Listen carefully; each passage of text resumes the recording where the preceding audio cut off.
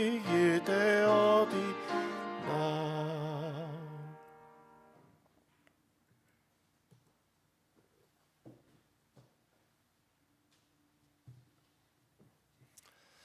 안녕하십니까 성도 여러분.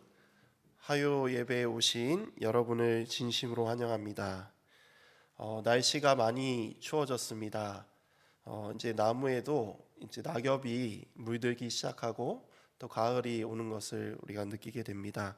한절기에 건강 조심하시고 하나님의 은혜가 우리 각 가정에 풍성하게 임하게 되시기를 간절히 소망합니다.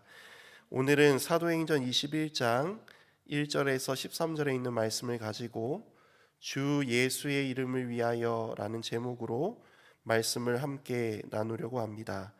먼저 하나님의 말씀 사도행전 21장 1절에서 13절에 있는 말씀입니다. 좀 길긴 하지만 제가 읽도록 하겠습니다. 우리가 그들을 작별하고 배를 타고 바로 고스로 가서 이튿날 로도에 이르러 거기서부터 바다라로 가서 베니게로 건너가는 배를 만나서 타고 가다가 구브로를 바라보고 이를 왼편에 두고 수리아로 항해하여 두루에 상륙하니 거기서 배의 짐을 풀려 함이러라. 제자들을 찾아 거기서 이레를 머물더니 그 제자들이 성령의 감동으로 바울더러 예루살렘에 들어가지 말라 하더라. 이 여러 날을 지낸 후 우리가 떠나갈새 그들이 다 그 처자와 함께 성문 밖까지 전송하거늘 우리가 바닷가에서 무릎을 꿇어 기도하고 6절입니다. 서로 작별한 후 우리는 배에 오르고 그들은 집으로 돌아가니라. 두로를 떠나 향해를 다 마치고 돌레마이에 이르러 형제들에게 안부를 묻고 그들에게 함께 하루를 있다가 이튿날 떠나 가이사랴에 이르러 7 집사 중 하나인 전도자 빌립의 집에 들어가서 머무느니라. 9절입니다. 그에게 딸 넷이 있으니 처녀로 예언하는 자라. 여러 날 머물러 있더니 아가보라 하는 한 선지자가 유대로부터 내려와 우리에게 와서 바울의 띠를 가져다가 자기 수족을 잡아매고 말하기를 성령이 말씀하시되 예루살렘에서 유대인들이 이같이 이 띠 임자를 결박하여 이방인의 손에 넘겨주리라 하거늘. 12절. 우리가 그 말을 듣고 그곳 사람들과 더불어 바울에게 예루살렘으로 올라가지 말라 권하니 바울이 대답하되 여러분이 어찌하여 울어 내 마음을 상하게 하느냐.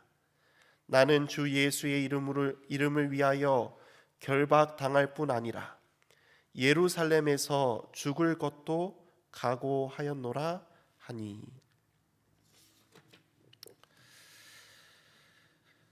오늘 사도행전 21장은 선교 역사에 있어서 큰 변혁을 일으키는 하나의 전환점이 되는 사건의 시작점을 이야기하고 있습니다.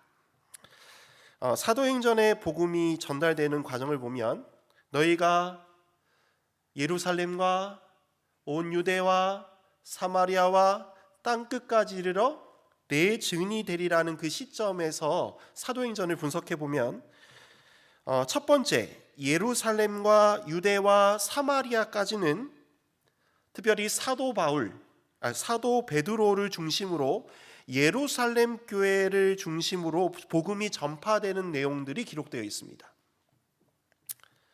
바로 그 복음의 중심지가 바로 예루살렘이었습니다.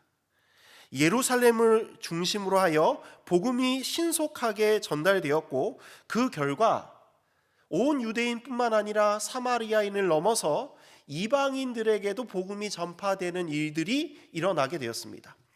그 일을 인증하는 과정에 베드로가 가장 중요한 역할을 하게 되었고요.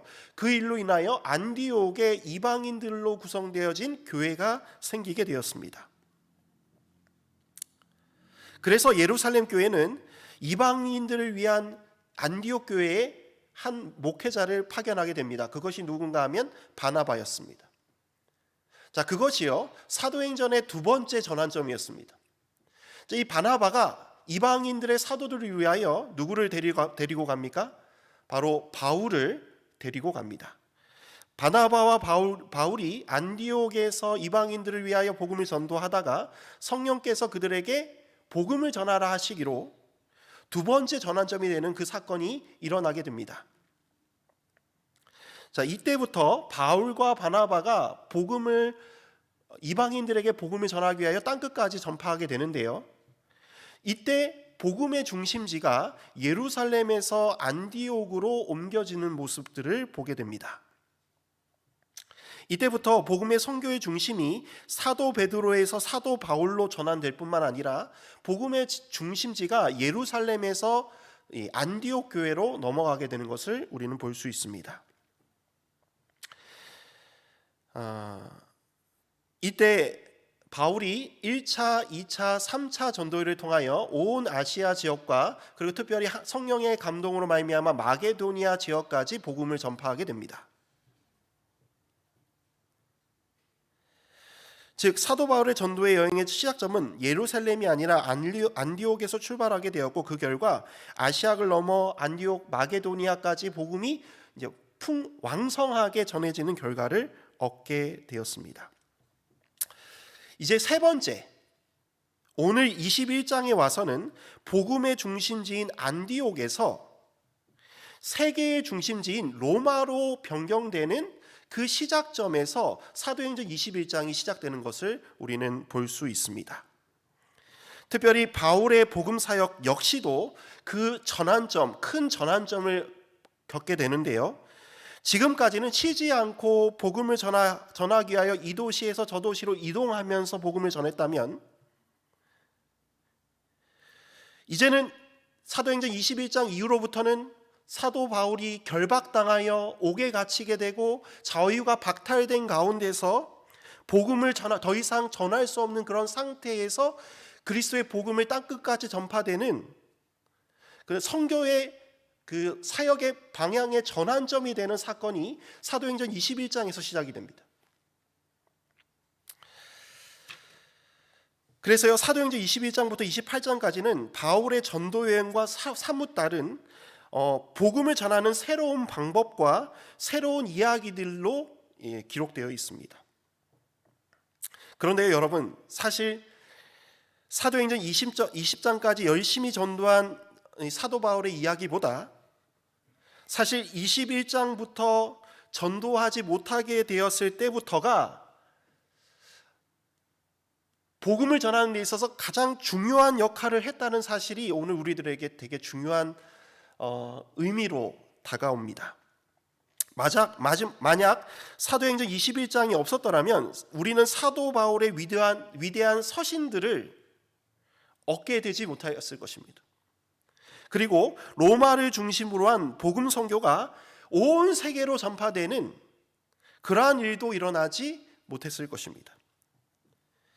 왜 하나님께서 복음을 전하지 못하게 된 그를 어떻게 땅끝까지 전할 수 있는 복음의 사역자로 선택하게 되었는지, 또한 왜 성령께서 그를 중심으로 로마 중심의 복음의 사역자로 쓰시게 되는지 그 이유를 오늘 본문에서 살펴보고, 코로나 시대로 말미암아 복음 선교의 방법이 변화되는 이러한 시점에서 우리가 어떠한 마음을 가지고 복음을 전해야 하는지 한번 살펴보도록 하겠습니다. 오늘 본문에 있는 말씀에 사도행전 21장 1절부터 3절에 있는 말씀을 좀 보면요,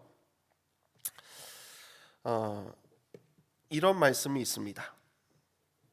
여기 보면 제가 한번 읽도록 하겠습니다. 우리가 그들을 작별하고 배를 타고 바로 고스로 가서 이튿날 로도에 이르러 거기서부터 바다라로 가서 베니게로 건너가는 배를 만나서 타고 가다가 그브로로 바라보고 이를 왼편에 두고 수리아로 향하여 두로에 상륙하게 되니 거기서 배의 짐을 풀었다, 이렇게 이야기합니다. 자, 여기 그림을 보면 바울이 어떤 루트로 이 예루살렘으로 돌아가게 되는 것을 우리는 볼 수 있습니다. 자, 시작은 어디서부터 시작을 하게 됩니까? 이 바울의 3차 여행의 시작은 안디옥에서부터 시작하게 됩니다. 그래서요, 육로를 통하여 지금 아시아 지역에 있는 그 뭐라 그럴까요? 그 교회들을 돌아보다가 어디로 가게 됐냐면 에베소로 가게 됩니다. 그리고 에베소에서 열심히 사역하다가 드로아를 거쳐 사모드레아게를 거쳐서 쭉 가다가 어디로까지 가게 됩니까? 고린도까지 가게 됩니다. 이 고린도 보이시죠? 자, 고린도에서 이 순회를 하게 됩니다. 그때 뭘 했냐면 예루살렘 지역에 있는 교회, 예루살렘 교회를 위하여 이 구호 헌금을 걷게 됩니다. 그리고 고린도의 교회에서 지금 어디로 가게 돼요? 지금 예루살렘으로 가게 되는데요. 이렇게 돌아가서 원래는 에베소에 들려야 하는데 에베소에 들리지 않고 바로 이 밀레도로 가게 됩니다. 그 이유는 무엇인가 하면 에베소에 가게 되면 지체할까봐 급하게 지금 에베소를 지나치게 되면서 밀레도에 우리가 도착하게 되는데요. 우리가 지난번 화요일 저녁에 밀레도에서 누구를 초청하게 됩니까? 에베소 교회에 있는 장로님들을 초청하게 되어서 거기에서 마지막 그들에게 권면을 하고 석별의 정을 나누고 지금 이제 예루살렘으로 떠나가게 됩니다. 자, 밀레도에서요. 원래는 육로로 가서 갈 수도 있지만 지금 이 바울은 해로를 택하게 됩니다. 자, 이 해로는 상당히 좀 위험한 해로였지만 시간이 빨리 예루살렘에 도착하는 데 있어서 가장 중요한 역할을 하게 됩니다. 그래서요, 밀레도에서 여기 보면 고스라는 지역을 거쳐서 로도로 갔다가 바다라라는 도시에 도착하게 됩니다. 거기서 베니게로 가는 배를 향하여 이렇게 지나가서 두로로 도착하게 되고요. 거기서 돌레마이, 가이사랴, 예루살렘에 이르기까지 그렇게 육로를 통해서 들어오게 됩니다. 바울은 왜 이렇게 급히 예루살렘으로 돌아가려고 했을까요? 지난번 설교에 바울의 두 가지 이유에 대해서 설명을 드렸는데요. 첫 번째는 예루살렘 교회가 경제적인 어려움을 겪고 있어서 이방인 교회들이 예루살렘 교회를 위하여 모금한 구호금을 각 교회 대표자들과 함께 가는 것입니다. 그러니까 이 구호금은 그냥 구호금이 아니라 복음이 땅끝까지 전파하게 되어서 각 지역에 있는 대표자들이 예루살렘 교회를 돕기 위하여 그 대표자들과 함께 지금 어디에 가는 거예요? 예루살렘 교회로 가는 것입니다. 그래서요, 예루살렘 교회가 그 교회의 헌금을 받게 되면 이제는 이방인 교회와 그 다음에 유대 교회가 하나가 됨을 나타내는 가장 중요한 계기가 되는 사건의 시작점이 될 수 있었습니다. 그래서 그 일을 하기 위하여 바울이 각 교회 대표자들과 함께 갑니다. 두 번째 이유는 성령이 가라고 하셨기 때문에 그곳에 비록 환난과 고통이 있다 할지라도 그곳이 하나님의 뜻이라면 그곳을 향해 나아가겠다는 바울의 의지를 볼 수 있는 우리는 그런 모습들을 보게 됩니다. 이러한 의지가 있음에도 불구하고 이러한 상황 속에서 바울은 예루살렘으로 가는 여정에서 반대를 만나게 돼요. 오늘 본문에 나옵니다. 누가 반대합니까? 원수들이 반대합니까? 누가 반대하지요? 제자들이 반대합니다. 여기 보면 사도행전 21장 1절 4절에서 5절을 보면 이렇게 이야기합니다. 두로에 도착하게 되었어요. 자, 두로에 도착해서 그들의 예수님의 제자들을 찾아서 거기서 며칠을 머물게 됩니까? 1회를 머물게 됩니다. 자, 한번 좀 생각을 해볼게요. 왜 1회를 머물게 되었을까요? 바울은 어떻게든 빨리 가려고 했습니다. 그런데 지금 두로에서 1회를 머물게 됩니다. 그 이유가 여기 나옵니다. 그 제자들이 뭐에 감동을 받았어요? 성령의 감동을 받아서 지금 바울더러 예루살렘에 뭐 하지 말라? 들어가지 말라라고 이야기하는 것입니다.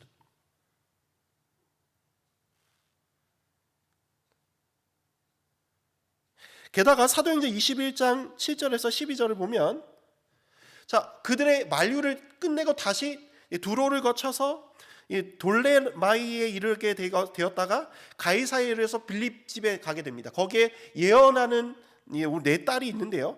그 예언하는 네 딸과 더불어서 여러 날 머물게 되는데 그때 아가보라는 한 선지자가 유대로부터 내려오게 됩니다.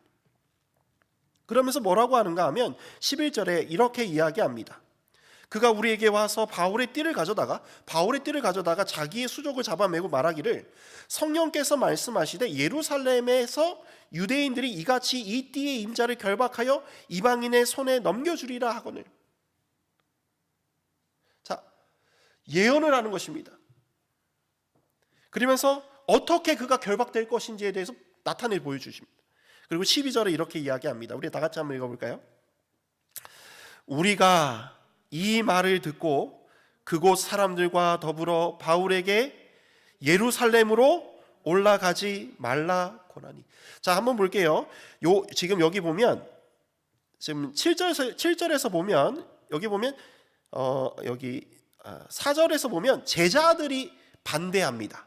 이거는 누군가 하면 바울의 일행들이 반대하는 것이 아니고 그 지역의 예수님의 제자들이 성령의 감동을 받아서 지금 누구의 예루살렘 입성을 방해하는 것이죠? 막는 것이죠? 바울의 이 예루살렘 입성을 말라라고 권합니다.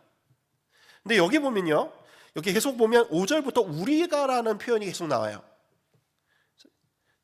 이 두로를 떠나 향해를 다 마치고 하다가 여기 보면 11절에 보면 우리에게 와서라는 표현이 나와요. 우리에게라는 표현이 언제부터 생기게 되는가 하면 바로 이 사도행전을 쓴 누가가 바울의 전도 여행을 합류한 때부터 이 우리라는 표현을 쓰게 됩니다. 그러니까 여기에는 누가 포함이 되어 있어요? 이때 바울과 함께 동행했던 누가를 포함한 그 일행들까지도 지금 이 예언을 듣고 바울의 예루살렘을 향하는 이 일정을 뭐 하는 거예요? 막는 것입니다.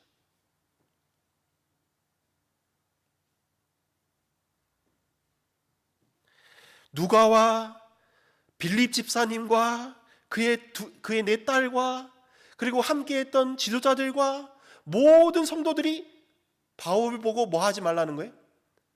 예루살렘에 들어가지 말라고 말하는 것입니다. 바울에게 있어서 너무 힘든 일이었어요. 특별히 13절을 보면 이렇게 이야기하고 있습니다. 바울이 대답하되 여러분이 어찌하여 울어 내 마음을 상하게 하느냐. 자, 그냥 말린 게 아니에요. 그들은 바울을 너무나 사랑해서 너무너무 사랑해서 그들이 울면서 애원하면서 절대로 가지 말라라고 막는 것입니다.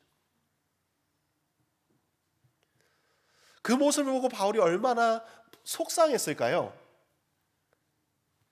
눈물이 함께 났을까요?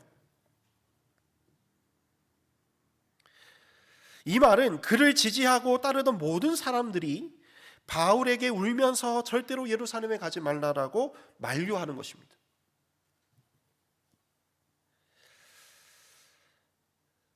그 결과 바울은 이렇게 이야기합니다. 여러분이 어찌하여 울어 내 마음을 상하게 하느냐? 이렇게 묻는 것입니다. 여기에요, 바울과 바울이 따르는 사람들과의 갈등이 있음을 볼 수 있습니다. 여러분, 바울도 성령의 음성을 들었습니까? 그곳에 환난과 핍박이 있음을 알았습니까? 여기 보면 사도행전 20장 22절에서 24절에 보면 이렇게 이야기합니다. 바울이요, 우리 지난번 우리 20장에 보면 오직 성령이 각 성에서, 그러니까 뭐냐면 전도하는 각 성마다 내게 증언하여 결박과 환난이 나를 기다린다 한다, 이렇게 계속 누가 알려주시는 거예요? 성령께서 너 예루살렘에 가면 환난이 있을 것이고 결박이 있을 거야. 자, 그런데요, 그 말의 의미가 무엇입니까? 가지 말라는 거예요? 두려워하지 말라는 거예요? 자, 한번 볼게요. 지금 바울은요, 하나님께서 예루살렘에 가면 환난과 핍박이 있을 것이고 결박될 것이라는 것을 알려주셔요. 자, 요거를 그래서 예루살렘에 가지 말라는 이야기입니까? 아니면 그곳에 그런 일이 있을지라도 너는 두려워하지 말라는 이야기입니까? 지금요, 바울은 이 성령의 감동하심을 듣고 이렇게 해석합니다. 하나님께서 나를 지금까지 환난과 핍박 가운데서 나를 건지셨듯이 신실한 하나님께서 그곳에 비록 환난과 핍박이 있을지라도 복음을 위하여 나의 달려갈 길과 주 예수께 받은 사명 곧 하나님의 은혜의 복음을 증언하는 일에 마치려 하면은 나의 생명조차 귀한 것을 여기지 않겠다는 그런 마음으로 가는 것입니다. 제자들 역시 똑같이 성령의 감동함을 받았어요. 성령이 그들에게 알려주신 내용은 바울이 결박당하고 갇히고 환난을 당하고 이방인들에게 넘겨준 바 될 것이다 라는 예언이었습니다. 그런데 그런데 문제는 그 예언을 해석하는 것이 좀 달랐어요. 그런 환난이 있기 때문에 그곳에 가면 된다, 안 된다? 안 된다. 바울은 그런 환난이 있지만 내가 복음을 위하여 내가 나아갈 것이다 라고 이야기하고 있는 것이고, 반대편에 있는 사람은 환난과 핍박이 있으니 거기로 가지 말라는 것이 하나님의 뜻이다라고 말하는 것입니다. 반대편에 있는 사람들이 이렇게 말합니다. 당신이 갇히게 된다면 당신이 개척한 수많은 교회들은 어떻게 합니까? 당신이 돌봐야 하지 않겠습니까? 그리고 당신이 갇히게 되면 누가 땅끝까지 복음을 전하겠습니까? 그러니 하나님께서 그것을 아시고 그곳에 가지 말라고 하시는 것입니다 라고 말하는 것입니다. 여러분, 바울이 이 이야기를 들었을 때, 이런 반대를 겪게 되었을 때 바울은 어떻게 했을까요? 만약 우리가 바울이었다면 어떻게 할까요? 우리는요, 이러한 문제들을 겪을 때가 있어요. 특별히 하나님께서 마지막 시대를 사는 우리들에게 이들과 마찬가지로 하나님께서 예언을 주셨습니다. 특별히 마지막 시대를 사는 우리들에게 이때까지 없을 환난, 야곱의 환난이 있을 것임을 우리에게 알려주셨습니다. 자, 그 예언을 우리들이 받았어요. 근데 그 예언을 해석한 우리들이 이 예언을 가지고 각각 생각하고 행동하는 것이 좀 다른 것 같아요. 어떤 사람들은 환난이 다가오면 도망갈 생각을 합니다. 아니면 내가 환난이 오기 전에 예수님께서 감당하지 못하기 때문에 나를 잠재웠으면 좋겠다라고 생각하시는 분들이 있을지 모르겠습니다. 그리고 두려워하고 그 환난에 대해서 뭔가 좀 피해야 할 방법들을, 인간적인 방법들을 생각해냅니다. 근데 어떤 사람들은 환난이 다가오면 다가올수록, 그리고 마지막 때가 다가오면 다가올수록 하나님의 새 천사의 기별을 어떻게 전할 것인가에 대해서 고민합니다. 바울과 제자들의 갈등이 오늘 우리의 삶 속에서도 있다는 것입니다. 우리의 내면의 갈등 속에서도 있다는 것이에요. 그런데 여러분, 예언을 지어줄 때는 그 예언을 어떻게 해석하고 행동하는지가 매우 중요합니다. 한 여인이 예언을 받았어요. 제가 오늘 살펴본 여인이 바로 누군가 하면 리브가입니다. 자, 리브가는 창세기 25장 21절에서 23절에 보면 그가 임신을 못하는 상태여서 하나님께 간구하여 하나님께서 그를 쌍둥이를 잉태하는 축복을 얻게 되었습니다. 그런데 문제는 뭐냐면 리브가의 그 두 아이들이 뱃속에서부터 싸우는 거예요. 자, 이 이야기에 대해서 제가 한번 읽어보도록 하겠습니다. 그의 아내 리브가가 임신하였더니 그 아들들이 그 태 속에서 서로 싸우는지라. 그가 이르되 이럴 경우에는 내가 어찌할꼬 하고 가서 여호와께 묻자온대. 막 싸우니까 하나님 이럴 때는 어떻게 합니까? 하고 하나님께 물었어요. 여호와께서 그에게 이르시되 두 국민이 내 태중에 있구나. 두 민족이 내 복중에서부터 나누리라. 이 족속이 저 족속보다 강하겠고 큰 자가 어린 자를 섬기리라 하였더니. 자, 무슨 말인가 하면 원래는 큰 사람이 누구를 섬겨야 돼요? 원래는 큰 사람을 작은 사람이 섬겨야 되는데 하나님이 리브가에게 예언을 주시는 거예요. 너 작은 사람이 큰 사람이 될 거야. 자, 그럼 리브가는 이제 그 예언을 받았어요. 아이들의 미래에 대한 예언을 받았습니다. 자, 잉태할 때 누가 먼저 나오는가가 중요할까요, 안 중요할까요? 누가 나중에 나오는가가 중요할까요, 안 중요할까요? 중요합니다. 보니 원래는 누가 나오려고 했는데, 야곱이 먼저 나오려고 했는데 못 나오니까, 형이 먼저 나가니까 에서의 발꿈치를 잡고 막 나오는 것입니다. 자, 예언을 봤을 때 리브가는 누구에게 관심이 많을까요? 야곱에게 관심이 많습니다. 여러분, 이 예언이 주어졌을 때 리브가는 어떤 행동을 취하여야 했을까요? 하나님의 예언이 이루어지는지 기다려야 하는 것입니다. 그런데 그 문제는 무엇인가 하면 거기에 누구의 생각이 들어가는 거예요? 자기의 생각이 들어가는 것입니다.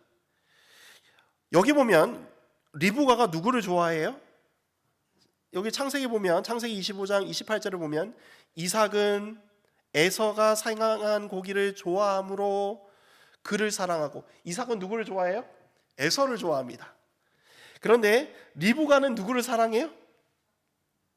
야곱을 사랑했다고 표현합니다. 이게 보면 이 좀 사랑의 강도가 좀 달라요. 이삭은 에서를 좋아했고 리브가는 야곱을 뭐 했어요? 사랑했다라고 표현합니다. 리브가가요, 이 예언을, 하나님께 들은 예언을 이삭에게 알려주었을까요, 안 알려주었을까요? 말했을까요, 안 말했을까요? 아마 알려줬을 것 같습니다. 그런데 이삭은 누굴 더 좋아해요? 에서를 좋아합니다. 특별히 이삭은 형 이스마엘과의 관계에서 무조건 장자에게 축복을 줘야 한다는 생각을 가지고 있었습니다. 그 결과 이삭은 리브가 몰래 에서에게 장자권을 주기를 원했습니다. 그래서 이제 에서를 시켜서 사냥한 고기를 잡아오면 내가 너에게 축복을 줄 거라는 얘기를 누가 알았어요? 리브가가 알았습니다. 그래서 리브가가 야곱을 시켜 아버지를 속이는 일을 행하게 되는데요, 그 내용이 창세기 27장 6절에서 10절에 나타납니다. 리브가가 그의 아들 야곱에게 말하여 이르되 내 아버지가 내 형 에서에게 말씀하신 것을 내가 들으니 이르시기를 나를 위하여 사냥하여 가져다가 별미를 만들어 내가 먹게 하여 죽기 전에 여호와 앞에서 내게 축복하라 하셨으니. 자, 8절입니다. 그런즉 내 아들아, 내 말을 따라 내가 내게 명하는 대로 염소떼에 가서 거기서 좋은 염소 새끼를 두 마리를 내게로 가져오면 내가 그것으로 내 아버지를 위하여 그가 즐기시는 별미를 만들리. 자, 여기 누가 주도적으로 계획합니까? 야, 저기 가서 염소 한 마리 끌고 와. 내가 아버지가 좋아하는 정말 맛있는 음식 만들 수 있어. 그리고 10절에 이렇게 이야기합니다. 내가 그것을 내 아버지께 가져다가 드려 그가 죽기 전에 내게 축복하기 위하여 잡수시게 하라. 이렇게 이야기합니다.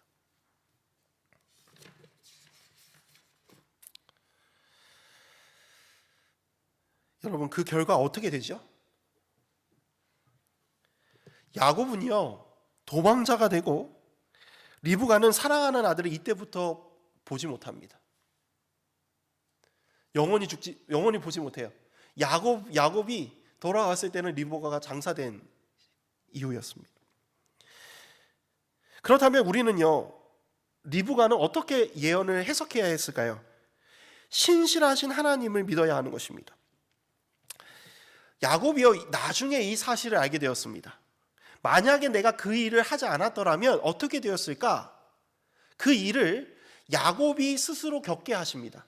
한번 하나님께서 내가 이 방법으로 너를 이렇게 축복할 것이라는 것을 야곱에게 알려주세요.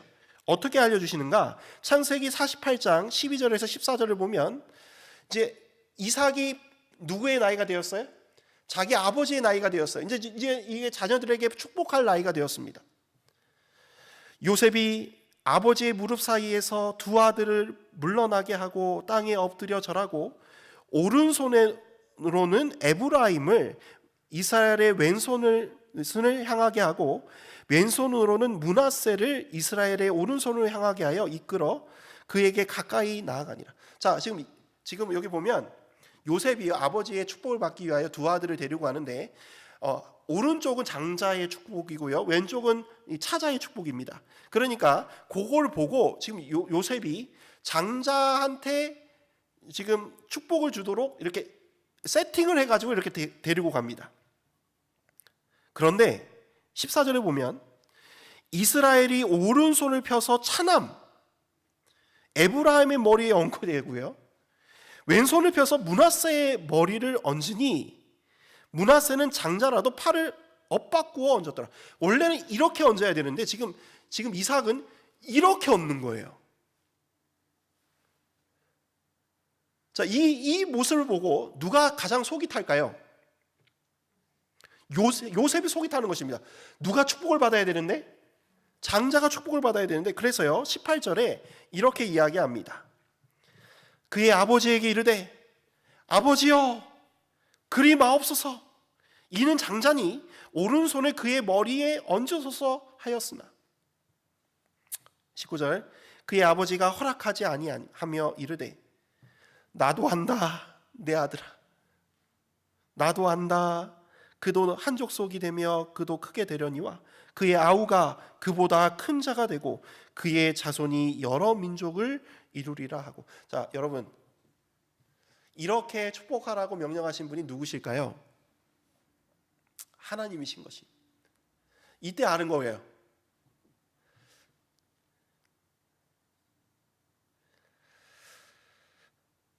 야곱이 이때 알았습니다. 예언을 어떻게 해석하고 다뤄야 하는지, 하나님의 신실함을 믿고 나아가야 함을 믿어야 한다는 것을 깨닫게 되었어요. 바울도 마찬가지입니다. 13절에 보면 이렇게 이야기합니다. 바울이 대답하되 여러분이 어찌하여 울어 내 마음을 상하게 하느냐. 나는 주 예수의 이름을 위하여 결박당할 뿐 아니라 예루살렘에서 죽을 것도 각오하였노라.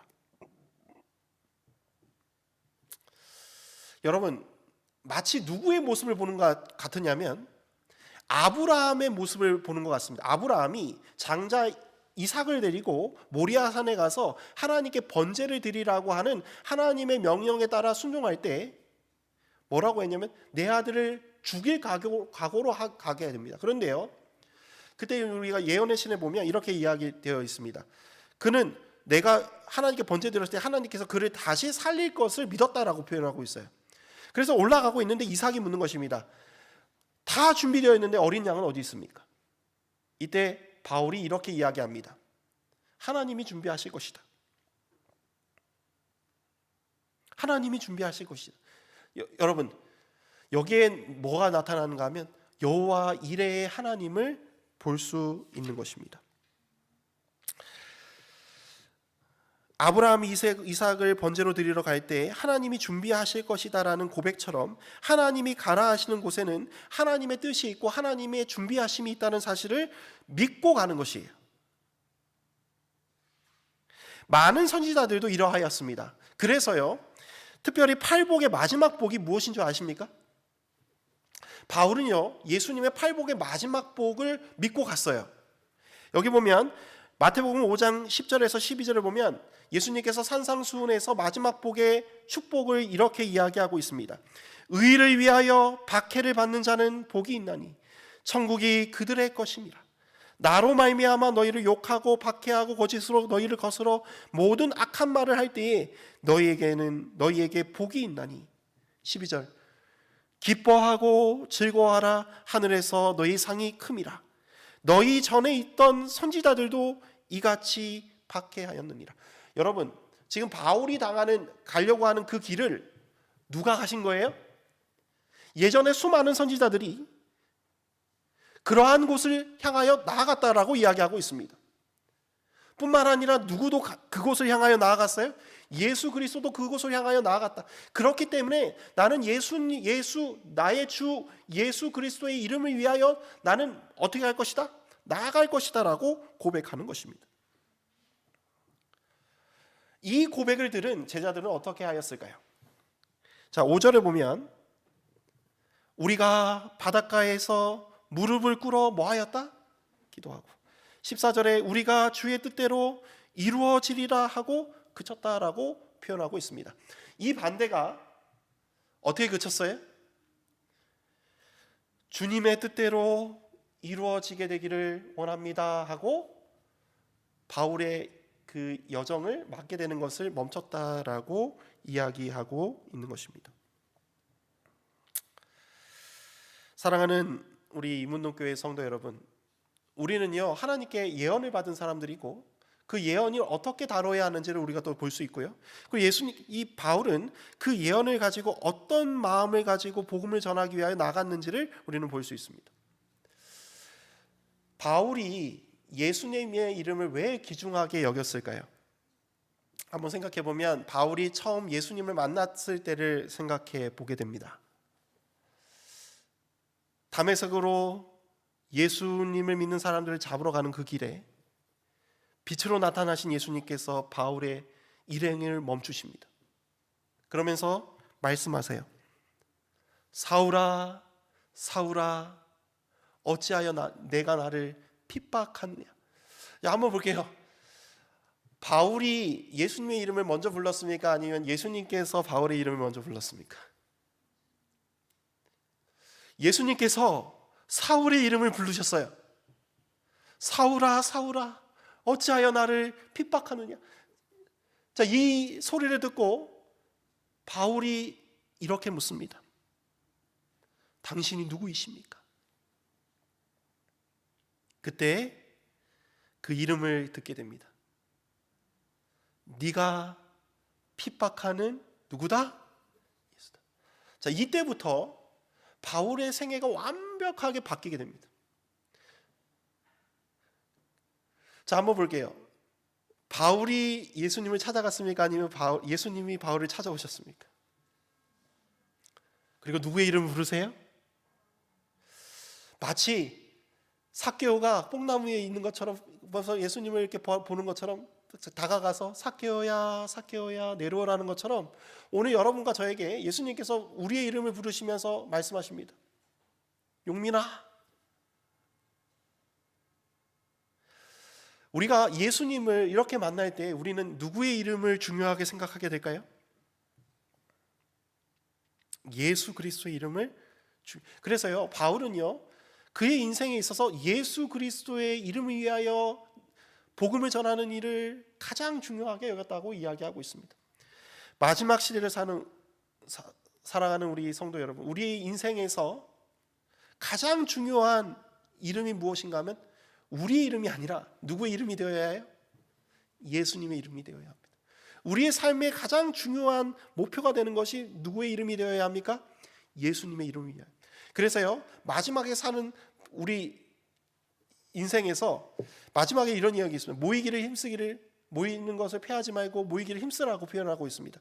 이 말은 모이기가 힘든 시대에 살 거라고 이야기하고 있는 것과 마찬가지입니다. 이러한 시대일수록 우리는 모이기를 힘써야 하는데요, 누구의 이름으로 모여야 하는 거예요? 예수님의 이름. 우리가 그렇게 모일 때 핍박과 고난과 환난이 있을지라도 누구의 이름으로? 예수님의 이름으로 모여야 하고 예수님의 이름으로 복음을 전해야 되고 예수님의 이름으로 생명을 아끼지 아니하더라도 나아가는 것입니다. 이것이요 바울이 예루살렘으로 향하는 그의 뭐라 그럴까요? 이유였어요. 모든 반대의 마지막 이유가 뭐냐면 나 예수님의 이름 때문에 가는 거야. 그러니 막지 마. 이거예요. 결론이. 이 얘기를 듣고 모든 제자들이 반대하는 걸 멈춥니다. 우리가 주의 뜻대로 되기를 원합니다 하고 기도하는 거예요. 사랑하는 우리 이문동교회 성도 여러분, 우리의 인생이 바울과 같은 인생이 되기를 원합니다. 그는 누구의 이름으로 살았습니까? 예수 그리스도의 이름으로 살았어요. 그 결과 그는요 사도행전 21장부터 실제적으로 그가 직접적으로 복음을 전하지 못하지만 바울 서신이라는 엄청난 서신이 뭐라 그럴까요? 오늘 우리들에게까지 전달되게 되었어요. 이 바울 서신으로 말미암아 종교 개혁이 일어났고요. 바울 서신으로 말미암아 믿음으로 말미암는 일을 깨닫게 되었고요. 뭐라 그럴까요? 구약에 있는 하나님이 뭐라 그럴까요? 구약 유대인의 하나님이 바울 서신을 통하여 온 우주의 온 세계의 하나님이 되는 그러한 역할을 하는 것이 이 바울 서신입니다. 그것이 어디서 쓰여졌습니까? 결박당하였을 때, 옥중에 있을 때, 그가 아무것도 할 수 없을 때 사랑하는 마음으로 편지를 썼어요. 그것이 뭐가 된 거예요? 바울 서신이 된 것입니다. 하나님의 역사는 우리가 생각같이 못하는 역사로 임합니다. 그러니 우리는 누구의 신실하심을 믿고요? 하나님의 신실하심을 믿고 나아가는 것입니다. 오늘 이 시간 정말 예수님의 이름으로 담대히 나아가시는 여러분과 제가 되기를 간절히 소망하며 말씀을 줄이도록 하겠습니다. 우리 마치는 찬미 414장 부르시고 제가 기도하고 마치도록 하겠습니다.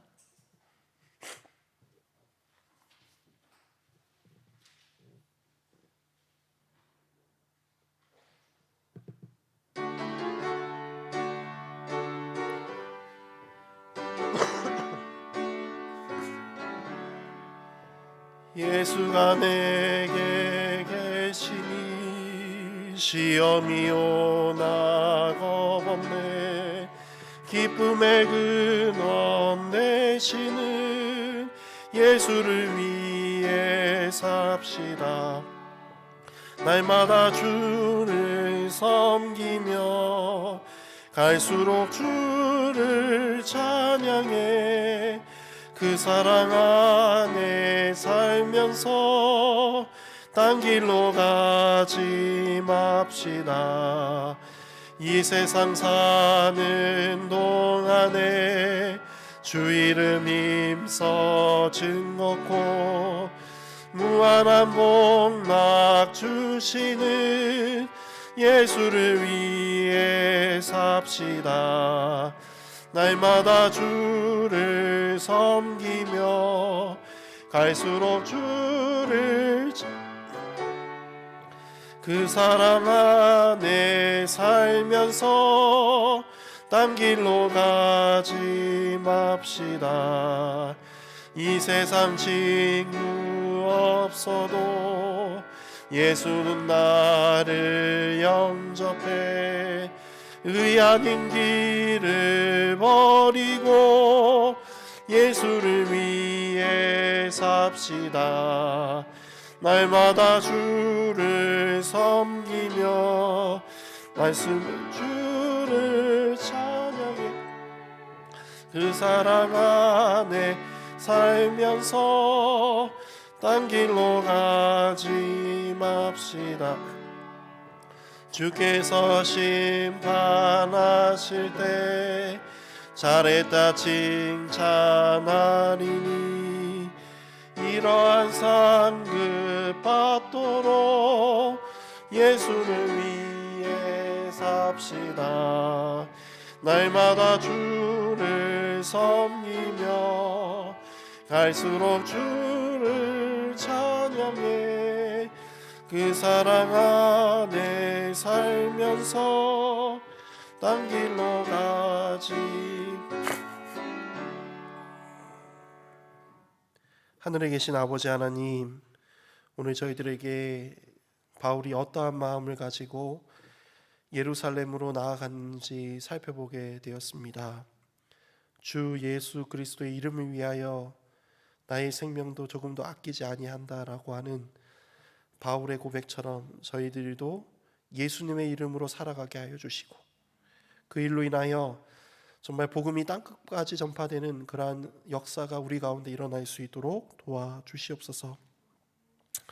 예수님의 이름만 붙잡게 하시고 그 이름으로 살게 하시고 그 이름으로 영화로운 예수님의 재림을 기다리는 우리 이문동교의 모든 성도들이 될 수 있도록 도와주시옵기를 사랑이신 예수 그리스도의 이름으로 간절히 기도드립니다. 아멘.